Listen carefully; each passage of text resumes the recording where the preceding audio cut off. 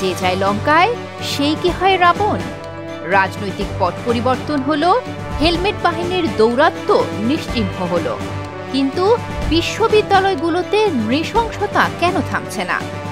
রাজশাহী বিশ্ববিদ্যালয়ের সাবেক ছাত্রলীগ নেতা মাসুদ, জাহাঙ্গীরনগর বিশ্ববিদ্যালয়ের শামীম আহমেদ, ঢাকা বিশ্ববিদ্যালয়ের মানসিক ভারসাম্যহীন যুবক তোফাজ্জল হোসেন, মব জাস্টিসের নামে নির্দয়ভাবে এদের পিটিয়ে হত্যা করল আমাদেরই তরুণ মেধাবী ছাত্ররা। তারা হয়তো ভালো রেজাল্ট করছে, কিন্তু মানবিক শিক্ষায় কি তারা মানোত্তীর্ণ? কোটি কোটি টাকা বিনিয়োগ করে কি প্রজন্ম তৈরি করছে আমরা? কয়দিন আগেও যারা আইনের শাসন, বৈষম্যহীন সুন্দর বাংলাদেশ গড়ার স্লোগান দিয়ে সরকার পতনের নেতৃত্ব দিচ্ছিল, তাদেরই হাতে আজ রক্তের দাগ। বিশ্ববিদ্যালয়ের তরুণ প্রজন্মের এমন নৃশংস হয়ে ওঠার প্রকৃত কারণ কি?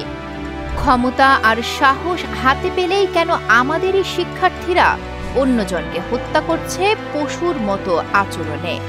আবু সাঈদ কিংবা মুগ্ধর মতো সাহসী তরুণের রক্ত দাবানল হয়ে যে নতুন বাংলাদেশ গড়ে দিল, সেই বাংলাদেশে এমন নির্মমতা কি কাম্য হতে পারে?